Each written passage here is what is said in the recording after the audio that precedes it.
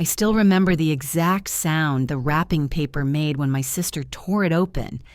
This sharp rip that echoed through the dining room, like the tearing of something far more fragile than paper. We were all seated around the long mahogany table in my parents' house, the one they only ever brought out for special occasions. The chandelier above glowed warmly, casting little prisms of light onto the glasses of champagne set in front of everyone. The scent of roasted lamb and garlic bread lingered in the air, mixing with the faint floral perfume my mother always wore. It was supposed to be a celebration, a family dinner, a milestone for my sister. And yet, as I sat there watching her peel back the glossy wrapping, I already felt like I didn't belong at that table. She laughed, a high, excited sound that instantly drew everyone's attention. With one final tug, she pulled the paper away to reveal a perfectly square green box with a golden ribbon tied around it. My stomach dropped. I knew that box. Everyone in the room knew that box. A Rolex. She squealed dramatically, the kind of reaction that fed directly into the audience surrounding her. "No way," she gasped, pressing a manicured hand against her chest. My parents leaned in close, their eyes shining as though they were watching their firstborn open the cure for cancer.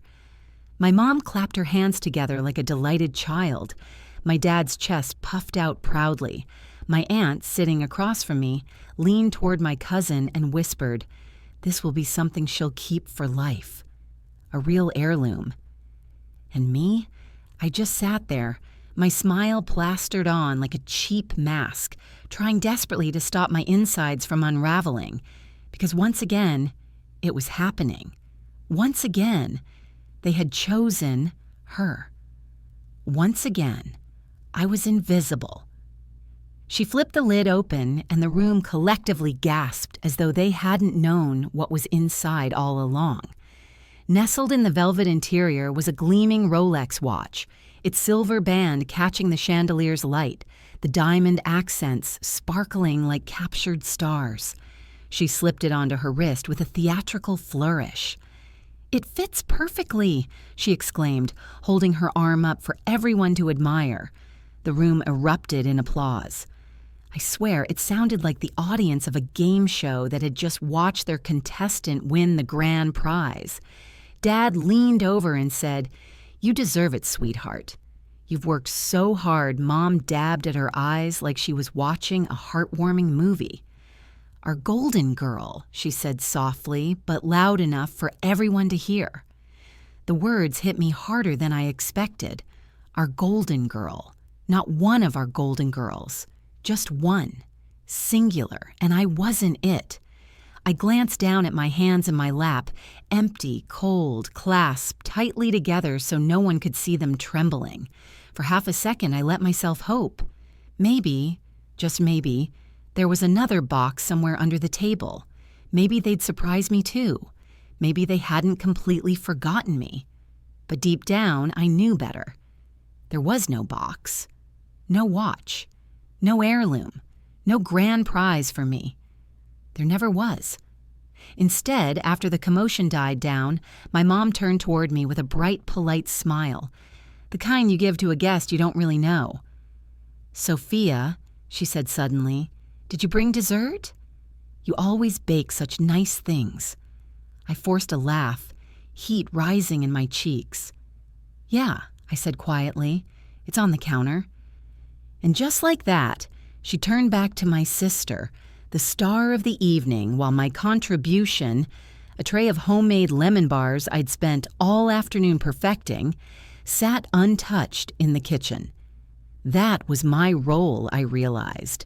Not the one who gets celebrated, not the one who gets remembered, the one who bakes, the one who claps, the one who fills the space while someone else shines. As the night went on, the imbalance only grew louder. My sister held her wrist up for every relative who asked to see. They admired it with oohs and ahs, snapping photos to send to friends. "Look at that sparkle," my aunt gushed. "She's always been destined for big things," Dad added, pride dripping from his voice. Someone asked about me, half-heartedly, almost as an afterthought, and Mom quickly redirected the conversation back to my sister's career milestones, her boyfriend, her apartment. I laughed when everyone laughed. I smiled when everyone smiled, but inside I was sinking. Each laugh felt like it carved another piece out of me. Each smile felt faker than the last. Eventually, I excused myself to the bathroom. I don't think anyone even noticed me leave. Closing the door behind me, I leaned against it and finally let the breath out that I'd been holding all night. My chest ached, my throat burned. I walked to the mirror and stared at myself. The face staring back looked tired, older than I remembered, weighed down by years of being second place in my own family. And the saddest part? I wasn't even surprised. I wanted to be shocked. I wanted to feel disbelief, but I didn't. Disappointed? Yes. Hurt? Absolutely. But shocked? Not at all. Because this was the story of my life. I thought back to birthdays where my sister had been showered with gifts while I received something practical like a sweater. I remembered Christmas mornings where her pile of presents towered over mine. I remembered being praised for helping in the kitchen while she was praised simply for existing. And now, here we were. Adults sitting around the same table, and nothing had changed. My sister had a $15,000 Rolex on her wrist. I had lemon bars in the kitchen, and the more I stood there staring at myself in that mirror, the more something inside me began to shift. Because for years I had convinced myself it didn't matter, that I was above caring about gifts or favoritism, that being overlooked was something I could handle. But standing there, with the muffled sound of laughter and celebration spilling through the bathroom door, I finally admitted what I'd been too scared to face all these years. It did matter. It mattered because it wasn't just about the gifts. It was about the message behind them, the message that said, "She is worthy. You are not." I splashed water on my face, trying to erase the redness from my eyes. As I dried my hands, I looked at my reflection one more time, and a thought rose, steady and unshakable. Something had to change. Not them. Me. I couldn't keep waiting for my parents to see me, to love me equally, to finally hand me the box I'd been dreaming of my entire life. That box wasn't coming. But maybe, just maybe, I could give myself something better.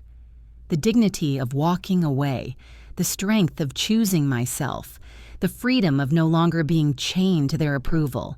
And that night, while my sister showed off her watch to a chorus of praise, I sat in silence, my decision echoing louder in my mind than any cheer from that dining room ever could. This ends now. When I was younger, I didn't have the words for what was happening. Back then, I just thought it was normal. Every family has their favorites, right? At least, that's what I told myself, trying to make sense of why my sister always seemed to shine a little brighter in my parents' eyes. Her name is Bella. Even her name I used to think sounded more special than mine. Bella, the pretty one, the golden one, the chosen one. And me?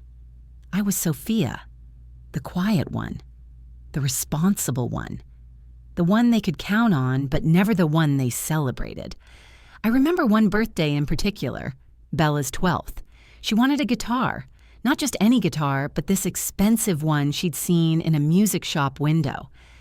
I remember the way she'd dropped hints for weeks, circling the picture in catalogs, humming songs around the house. And when her birthday came, there it was, a glossy cherry-red Fender Stratocaster with her name engraved on the strap. She screamed so loudly when she unwrapped it that I covered my ears. My parents beamed with pride, snapping photo after photo. Later, I heard my dad say, "She's so talented. We need to invest in her gifts." That same year, on my birthday, I got a desk lamp. A desk lamp. Not because I'd asked for one, but because you'll need it for studying, Sophia. I remember smiling and saying thank you. I remember hugging them. But I also remember lying awake that night, staring at the lamp on my desk, feeling small. It wasn't just birthdays. Christmas morning always told the same story.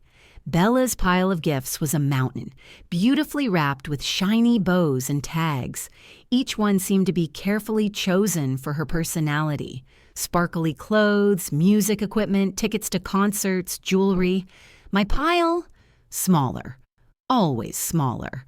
Practical things, school supplies, socks, maybe a book if I was lucky.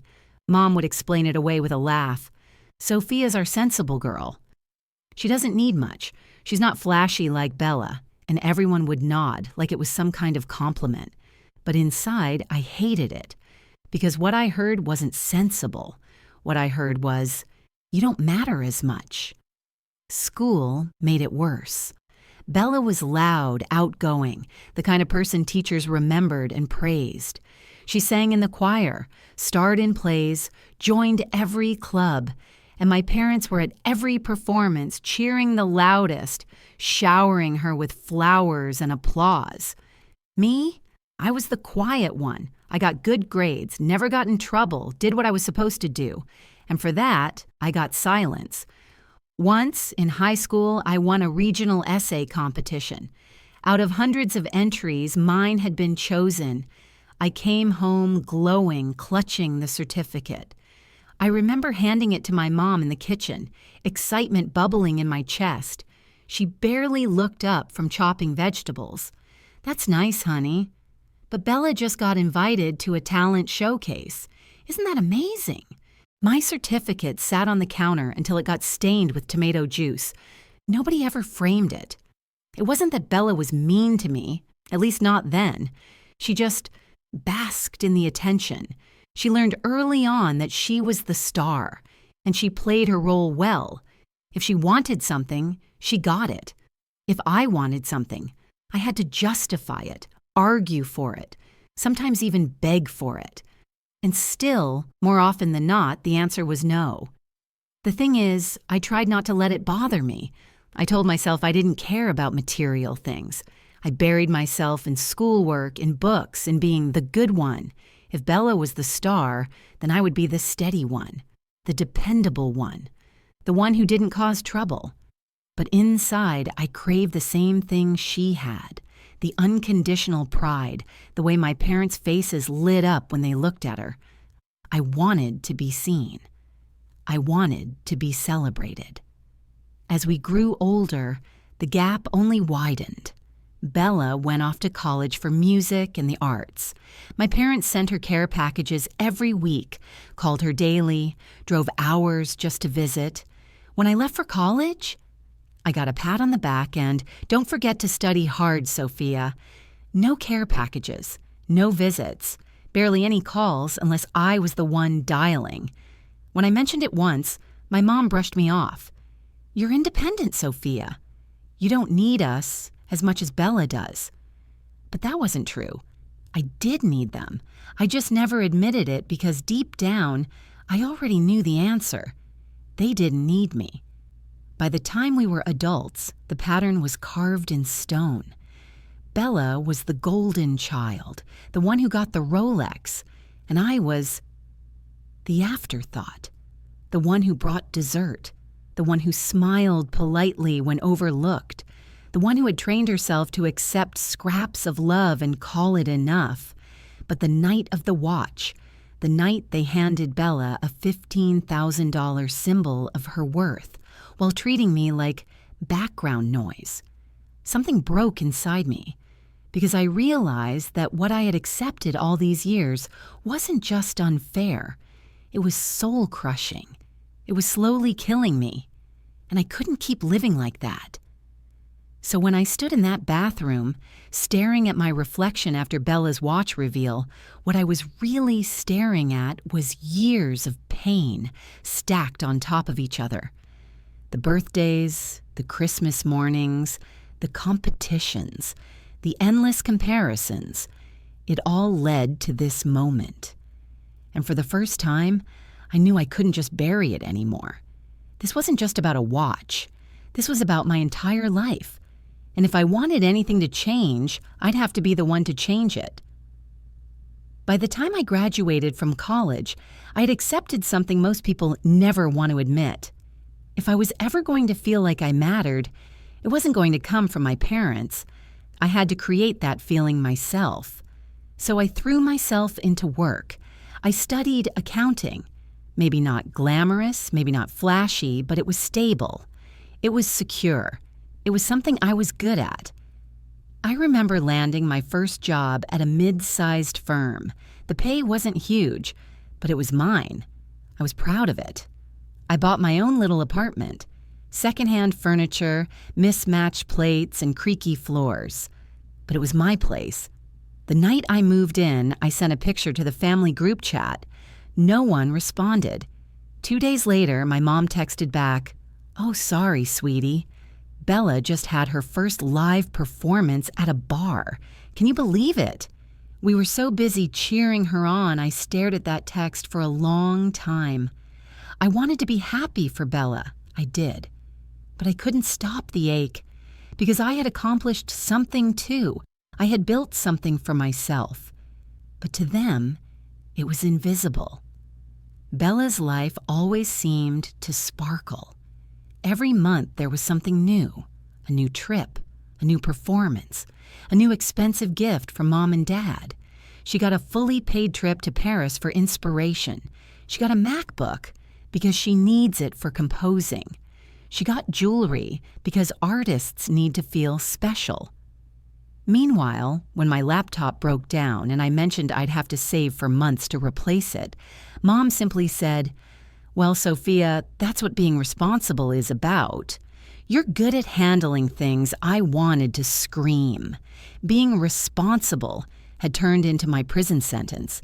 There were moments I thought maybe, just maybe, they'd see me. Like when I got promoted to senior associate after just 2 years. That was huge in my field.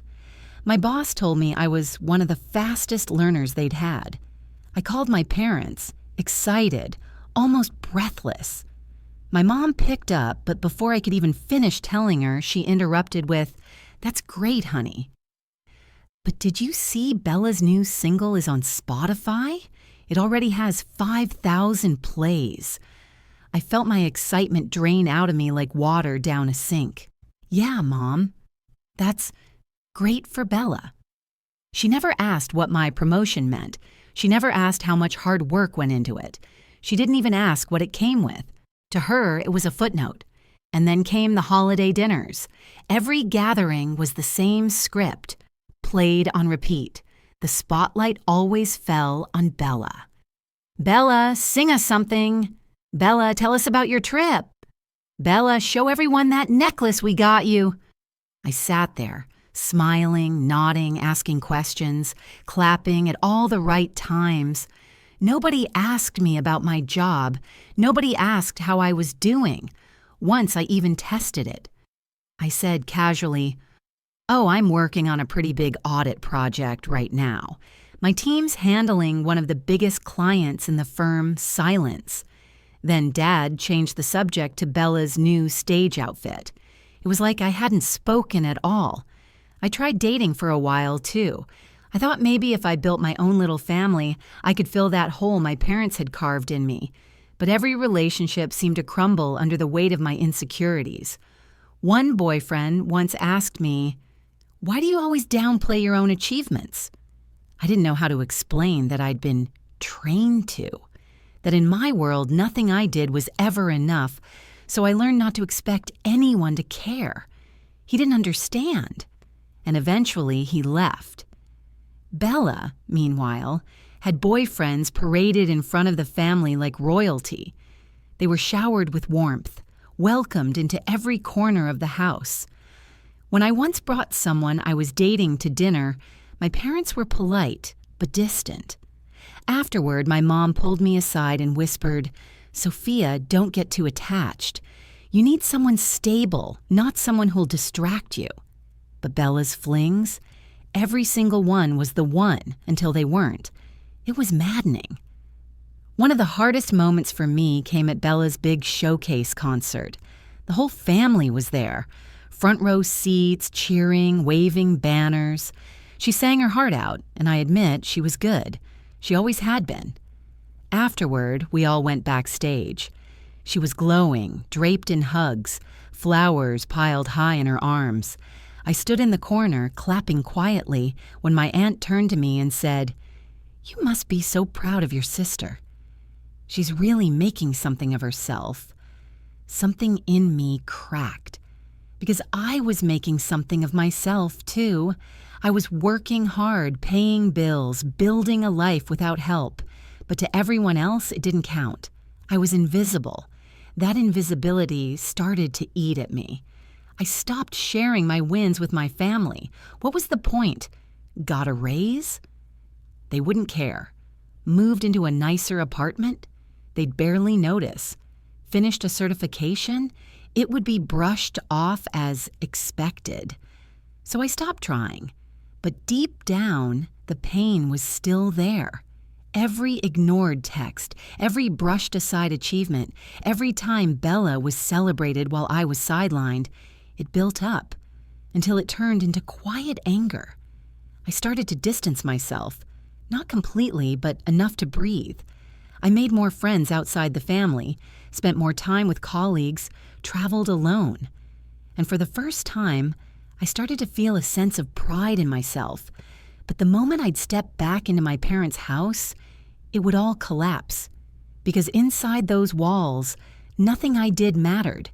Inside those walls, I was still the girl who got a desk lamp while her sister got a guitar, which is why the night of the $15,000 watch cut so deep. It wasn't just a gift. It was proof that nothing had changed. Proof that in their eyes, Bella would always be the golden child, and I would always be less. It was the final straw. Because as much as I tried to build a life outside their approval, some part of me still wanted it. Some part of me still craved it. And that night, when I watched them laugh and celebrate Bella like she was a queen, while I sat there in silence, something inside me snapped. I realized I had two choices. Keep playing the invisible role they'd written for me, or finally step off their stage. And for the first time in my life, I decided I wasn't going to be invisible anymore. I don't think people realize what it feels like to hold in years of silence. It doesn't come out in measured words or careful sentences. It erupts. Like a volcano that's been rumbling under the surface, waiting for the moment when the ground splits open. That's what happened to me the night Bella got the $15,000 watch. We were sitting at the dinner table. The lights were dim.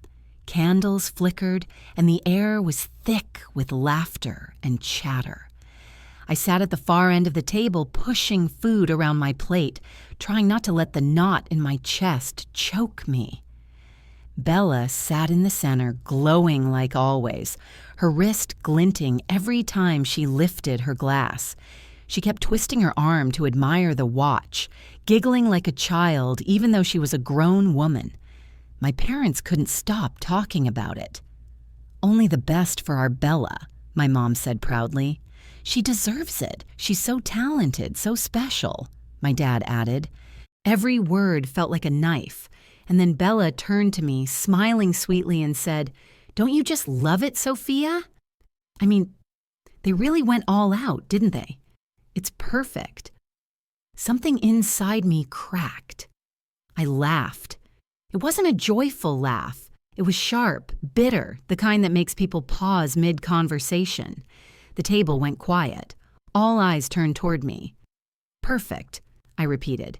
"Yeah, Bella, it's perfect. Just like every gift you've ever gotten." My mom frowned. "Sophia, what's that supposed to mean?"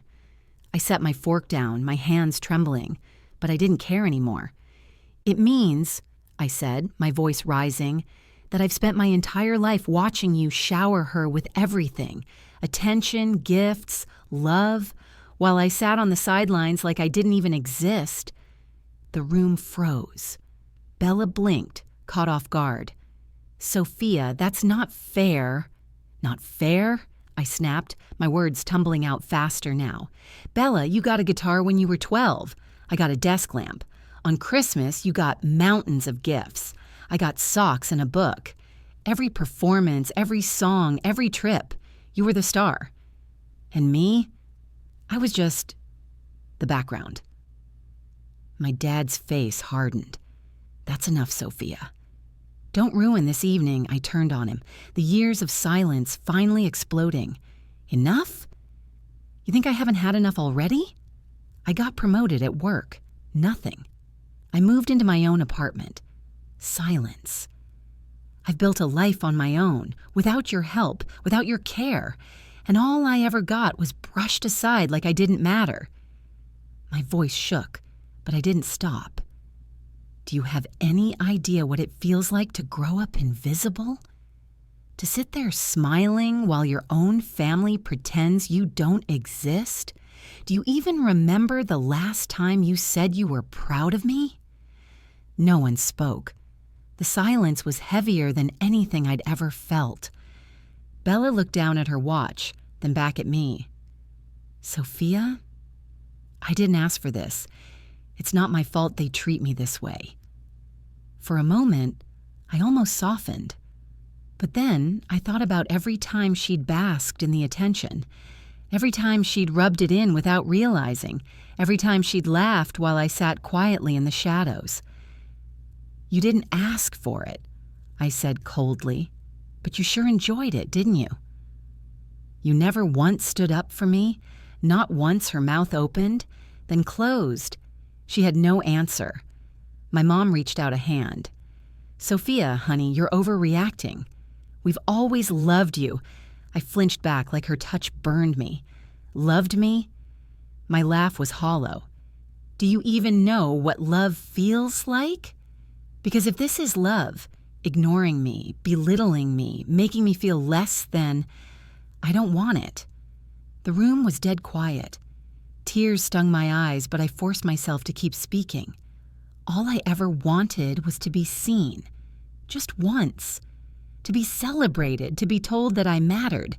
But instead, I got to watch Bella be your golden child while I was just tolerated. Do you know what that does to someone? To grow up knowing you'll never be enough for your own parents? My voice cracked. It breaks you. That's what it does. I stood up. My chair scraped loudly against the floor, the sound echoing in the silence. "I can't do this anymore," I said, my voice low but steady. "I won't sit here and pretend this is okay. I won't be your afterthought, your invisible daughter, your second best." My dad's face reddened. "Sophia, sit down. You're making a scene." I looked him straight in the eye. For once in my life, maybe that's exactly what I need to do. I grabbed my coat and my bag. My hands were shaking, my heart pounding, but it was like a weight was lifting off my chest with every step I took toward the door. Behind me, I heard my mom's voice, soft, pleading. "Sophia, wait!" I stopped, my hand on the doorknob. I turned just enough to meet her eyes. "You ignored me for years. Don't act surprised now that I'm finally walking away." And with that, I opened the door and stepped into the cold night air. The chill hit me instantly, but I welcomed it. For the first time in my life, I wasn't just swallowing the pain. I had spoken it. I had set it free. And as much as it hurt, as much as it shattered me to confront them like that, I knew deep down it was the first step toward healing. Because sometimes you have to burn the script they wrote for you if you ever want to write your own. When I stepped out of that house that night, I didn't just leave a dinner. I left behind years of pain I had been carrying like chains around my neck. It wasn't easy. I walked to my car with shaking hands. My eyes were blurry from tears. My chest felt heavy, and a part of me wanted to turn back, to apologize, to smooth it over like I always had. But another part of me, The part that had been suffocated for years kept whispering, "Don't go back. Not this time." So, I didn't. That night, I drove aimlessly through the city. The streets were glowing with holiday lights. Couples walked hand in hand and families bustled in and out of restaurants. I pulled into a quiet park and just sat there, gripping the steering wheel. For the first time, I allowed myself to feel it all. The anger, the sadness, the grief of knowing my own family would never see me the way I deserved. But beneath all of that, there was something new. Relief. Because finally, I wasn't hiding it anymore. Finally, I had said the words I'd been swallowing for years. The next few weeks were strange. My phone buzzed a few times with messages from my mom. "Sophia, can we talk? You hurt your sister's feelings. We didn't mean to make you feel left out." I stared at those messages, my heart aching, but I didn't reply, because none of them said what I needed to hear. Not once did they say, "We're sorry. We were wrong. You deserved better." Instead, it was just guilt shifting, more excuses, more ways to make me feel like the problem. So I put my phone down, and I chose silence. In that silence, something incredible happened. I started to hear myself again. I threw myself into my work with fresh energy. I started waking up early, exercising, cooking real meals for myself. I reconnected with old friends I hadn't seen in years. People who actually celebrated me when I shared good news. People who reminded me I was more than enough. I even booked my first solo trip, something I'd always been too afraid to do. Paris. The same city my parents once sent Bella to for inspiration. But this time, I wasn't waiting for someone else to hand it to me. I bought the ticket, I packed the bags, and I went. Walking down the streets of Paris, coffee in hand, I felt something shift inside me. For once, I wasn't comparing myself to Bella. I wasn't begging for my parents' approval. I was just living my own story, and it felt good. Months passed. Slowly, the ache in my chest started to fade. It didn't disappear completely. Wounds like that leave scars, but it stopped controlling me. I started therapy too. For the first time in my life, I sat in front of someone and said out loud, "My parents never made me feel loved." And instead of brushing it off, my therapist nodded. She believed me. She validated me. Do you know how powerful that feels? To finally be heard? It was like breathing for the first time. Meanwhile, Bella kept posting her glamorous life online. The watch appeared in almost every picture, glinting under stage lights and cocktails. And for once, it didn't sting as much, because I realized that watch wasn't proof that she was loved more. It was proof of my parents' blindness, proof that they couldn't see beyond their own favoritism, but I could see myself, and that mattered more. One day, months later, my mom called again. This time, I picked up. Her voice was shaky. "Sophia, can we meet? Just you and me?" Part of me wanted to hang up, but another part, the part that still hoped, still longed, said yes. We met at a cafe. She looked older than I remembered, lines etched deeper into her face. She fiddled with her hands, avoiding my eyes. Finally, she said, "I know you think we don't love you. But that's not true. We thought you didn't need us the way Bella did." I sat there, my coffee cooling in front of me, and for the first time, I didn't swallow my words. "Mom," I said softly, "I always needed you. You just chose not to see it." Her eyes welled with tears, but she didn't argue. She didn't deny it. For once, she was silent. We talked for hours that day. Did it fix everything? Number. The wounds ran too deep for a single conversation to heal them, but it was a start. And as I walked away from that cafe, I realized something important. Whether or not my parents ever gave me the love I deserved, I had learned to give it to myself. And that was enough.